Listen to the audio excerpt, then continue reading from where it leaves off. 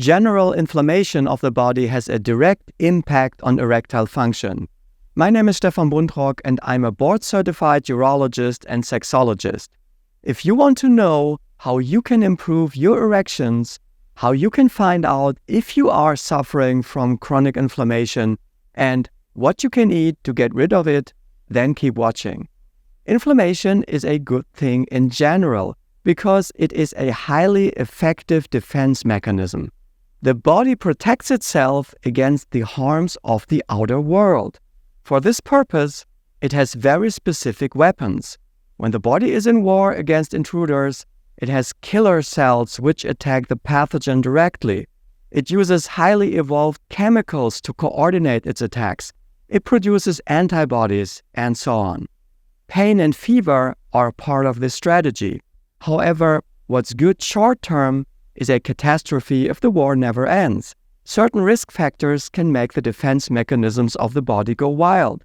It never gets out of defense mode.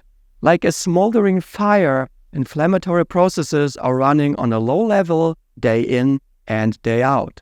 More cortisol is produced. Cortisol is one of the stress hormones. When on higher levels of cortisol, it means an altered sugar metabolism, slower digestion, and rising blood pressure. Defense cells get bored and start to shoot cans. Their ammunition? Free radicals. The cans? Healthy cells. Problem is, they are good at aiming. This means when chronically inflamed, you age much faster. If the defense system of the body is permanently activated, all metabolic processes of the body will suffer. Not today and not tomorrow, but on the long run. Typical diseases are atherosclerosis, rheumatologic diseases like arthritis, diabetes, gout, skin diseases, intestinal diseases, depression, osteoporosis, and cancer. Oh yes, I almost forgot. Erectile dysfunction would be a typical consequence as well. Atherosclerosis is one of the reasons because the arteries leading into the penis have a diameter of only 1 millimeter, so they get clogged very easily. But also, and this is very important, inflamed tissue will not release nitric oxide. Nitric oxide is a gas, and you need that gas to get an erection. When your body is chronically inflamed, that release won't happen. No nitric oxide, no erection. Now you may ask yourself, what causes chronic inflammation? One can say aging in general. The older we get, the more prone to chronic inflammation the body will become. But the biggest risk is the Western diet. It consists of an unfavorable nutritional mix that promotes inflammatory processes. Permanent eating is like putting a log on the fire. It used to be called snacking, but since many people eat constantly without any interruption, a new term has been coined: grazing. Convenience food is a big problem. It contains hundreds of harmful additives that trigger defense strategies of the body. And finally, there is an abundance of food available anytime and anywhere. And what do? We eat until the doctor arrives. Now you've just learned a typical German expression. In English it would be till the cows come home. So how do you know you are chronically inflamed? For many years, you don't. You won't feel anything.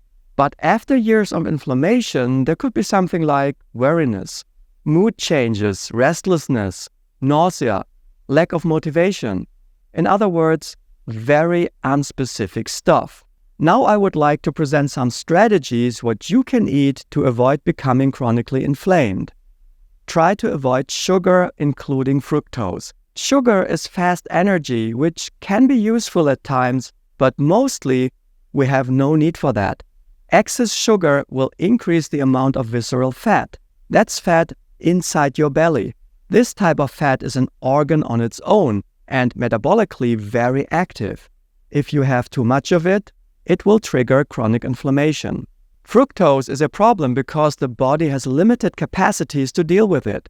It gets straight into the liver and most of it will be converted into body fat. Number 2, watch your carbohydrates. Carbohydrates are important for energy, but most of us have office jobs and don't need that much fast energy. So for normal weight office workers, it would be something like 150 grams of carbohydrates per day at max. If you are suffering from chronic inflammation already, it would be more like 120 grams max per day. Be cautious about the source of carbohydrates. Avoid white bread, eat whole grain products or legumes. Number 3, eat 400 grams of vegetables per day and 100 grams of fruits. Number 4, meat is a problem since it is a powerful booster of inflammation. It is rich in arachidonic acid, which fuels inflammation.